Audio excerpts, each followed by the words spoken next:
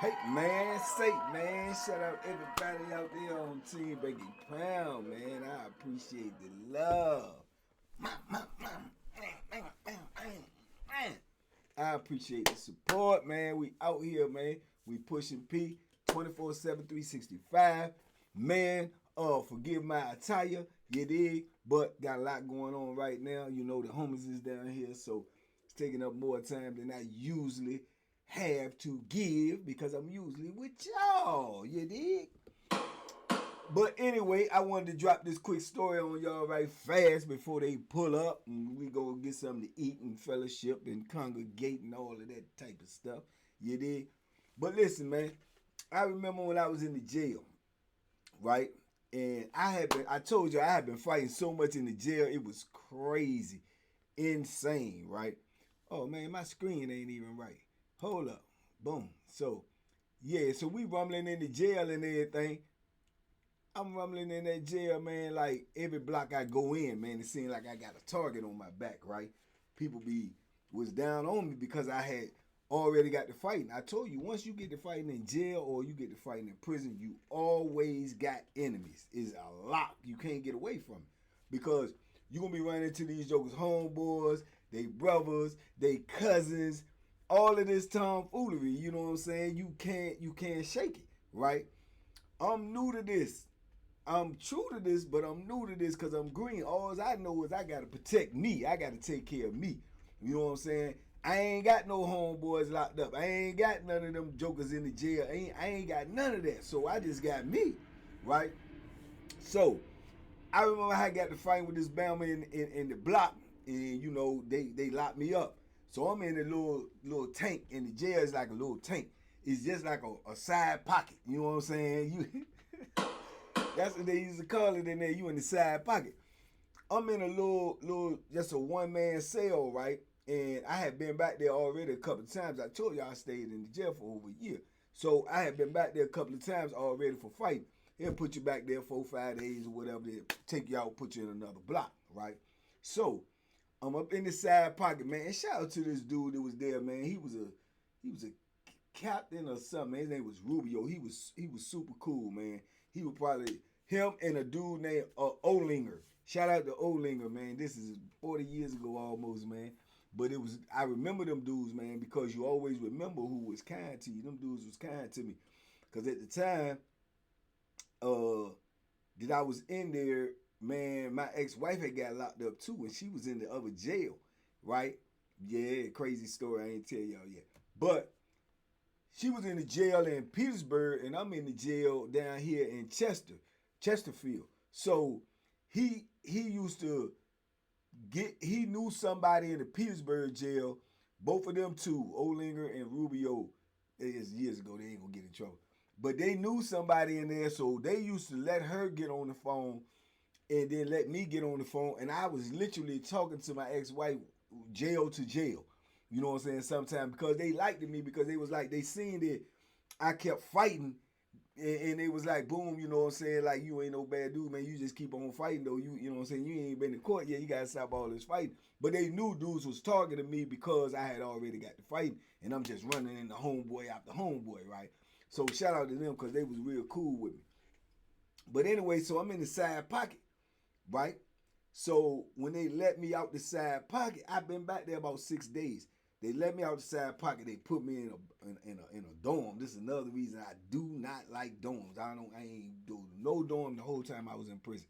I ain't sleeping in no dorm. They just get too many suckers opportunity to get you when you're sleeping, catch you. You know what I'm saying? When you late. Nah, I can't be doing that. So in the jail told me that. So when I go in the dorm, they move it to the dorm. I'm taking my bags. I go in there, got my little stuff. I walk up in the dorm. Soon as I walk up in the dorm, he closed the door, man. He told me, man, your bed over there, woo. Right, it's about 12, 14 beds up in this joint. So when I go in there and he locked the door, he leave. So as I'm walking to my bed and I got my bag with me, old Big Bama pull up and say, hey, man, you just came out the hole. I'm like, yeah, what's up? He was like, was you in such block? I said, yeah. He swing on me. But the jump was so slow and so, you know what I'm saying, telegraph. I can see the joint coming. I got my bag and I weaved the joint, right? So I weed the joint. He swing on me, yeah, trying to fight my brother. And he just coming at me, right? So I drop the bag. I'm bagging up. He coming at me, right? I piece him. Mop, mop. You know what I'm saying? Bing. He fall out, right? I try to get down on him. He's scooting back, right? I let him get up. I said, what's up? What's up? I'm coming down on him. You know what I'm saying? He ain't ready for this type of stuff I'm bringing to him. But he just big and goofy. You know what I'm saying? So he get up. When he get up, I catch him with an overhand right. Mop. Catch him again. Boom. Set him down, right? So then I heard all this. Skip. You know, that's dudes moving. Then they getting up like dudes gonna help them. Like, I just walked up in this joint, man. I'm not even in this joint a good 5 minutes before it's popping off, right? So I got him leaking out the mouth there. You know what I'm saying? He getting up. So I heard all the jokes, so I'm moving around. So I don't know if just me facing them dudes made them think, you know, or feel threatened. So then dudes is moving around like, what's up? What's up? I'm like, man. Hey, man, I'm up in this joint, man, trying to hold on 3-4 dudes, right? And sure enough, it's like they must have knew something or something, because Olinger, the dude I'm talking about, the CO, he's an older dude. He came back, you can hear the keys. Jingle. He coming running around there, right? It come to, hey, back up, everybody, back up. So I'm like this, man, like, oh, bro, I never even got to my bed. You know what I'm saying? They come running in there, you know what I'm saying? Dude, he leaking out the mouth. They see me standing there, you know what I'm saying? Boom. Other dudes start scattering. They go sit in their little beds or whatnot. Come in there, grab me, take me right back up out the joint. You know what I'm saying? Grab him, cuffs on him, take him out. Man, I go right back to the side pocket, man. I got out the side pocket for probably, in total, 20 minutes. 20 minutes. You know what I'm saying? I'm back in the side pocket, man. And I ended up having to stay back there this time for probably about a month, because they ain't really had nowhere to put me. You know what I'm saying? Because I had been in block to block. But every time I went in the block, I was end up fighting. You know what I'm saying? I had fought the white dude, and then they tried to set me up one time when Oling and Rubio don't want there, when they put me in there with all the white dudes, the racist dudes, and they tried to jump me too. So I had already been rumbling, man, from the jail. You know what I'm saying? And it had already set my mind frame to this, you know what I'm saying? This what being locked up is. You just fighting all the time and eating funky food, and you know what I'm saying, trying to get on the phone, and you ain't got no nothing going on. You ain't no women, no nothing. You looking at these little funky nurses like they, you know what I'm saying? It's just, it was crazy, but it was new to me. All this was new to me, but when I look back on it, it's like it just was preparing me somewhat of what was to come. Not completely, because you can't get prepared mentally or physically or anything for what prison is actually going to be like. It's going to overwhelm you no matter what anybody tell you when you first get there and you start seeing all the rules and regulations, the way they move, and the different people, the sizes of dudes. Them dudes was big as I don't know what. It's going to overwhelm you. You know what I'm saying? And then the overall feeling going to come to you that, man, I'm by myself, bro. You know what I'm saying? You ain't got your mama, you ain't got your daddy, you ain't got your homeboy, your brother. You alone in a foreign world, man, that's new to you, with everybody in there that's, you know what I'm saying, got issues. So nothing is going to fully prepare you for that, you know what I'm saying? But the jail was really like a wake-up call to me, man, because I'm telling you, man, I was in that joint fighting for my life. You know what I'm saying? Every time I turn around, it's like somebody wanted some wreck. So then I got to the point where I'm just taking off first. If a dude asks me questions, I automatically assume he got an issue with me, because you don't even know me to be asking me no questions. You know what I'm saying? So if you ask me some questions, you trying to figure something out. So dudes like boom, boom, boom. And I always had it look like, hey man, what's your name? Why?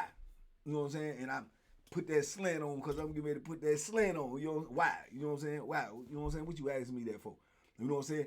And then it may be the way I was coming off. It may not have been issues, but I was so paranoid at the time that I'm thinking that it's an issue. You know what I'm saying? So I may have been creating the issue with my response, but it didn't even really matter. You know what I'm saying? I'm getting ready to go face this jury and 12 men, you dig? So the judge and 12 men. So that's what's really on my mind. I'm already irritated, frustrated. I ain't never been locked up like this before in my life. So it was crazy, man. It was just insane, man. And man, I remember when I got up out that joint, man, I was like, boom, I know for a fact I left that jail with several enemies. Did I say if I run into them in the system, they probably gonna be plotting on me, got an issue with me, trying to do something to me or whatever, right? And lo and behold, I won't even hip yet to the Bethlehem play, to the knife play. Like, this is what's going on. I won't even hip to that. You know what I'm saying? I'm still thinking when you get in there, hey, we just get it in. You got the rumble, we got the rumble. I'm ready. I'm rumble ready. You dig? I'm rumble ready. So, and I will pick something up, but I did. Ain't no question I'll pick something up, but I wasn't, you know what I'm saying, aware yet that, hey man, they picking up the things, and they, you know what I'm saying. So it's just a transition, man. But I rarely ran into dudes that was in the jail with me though. I rarely ran into them, man. If I did, at the time, they didn't acknowledge that they knew me from the jail or whatever, and I didn't acknowledge them or didn't know them. My recall wasn't as good as it is now. You know what I'm saying? But once I got to doing time in prison and stuff like that, or if I had an issue with you, I'd never forget your face. I would never forget your face. I could go out here right now and run into somebody that I had an issue with in prison, and it could have been 30 years ago, 35 years ago. I would remember their face if I had an issue with them. It would be something in my mind that'll be alarming. Like, even if I can't pinpoint it and put my finger on it, it'll be like, I know this guy.